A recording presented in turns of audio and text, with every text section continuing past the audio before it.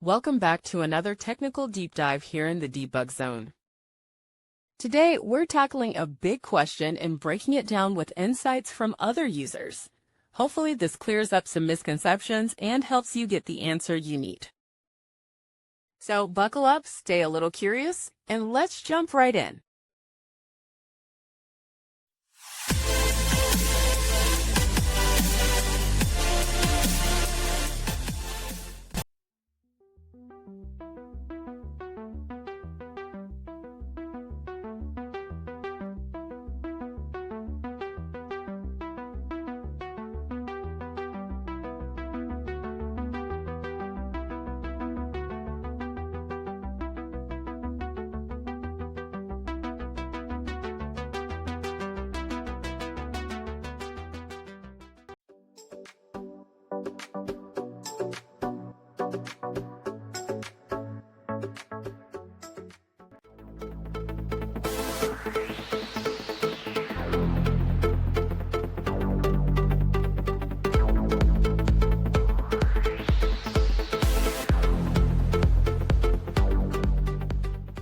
And that's a wrap.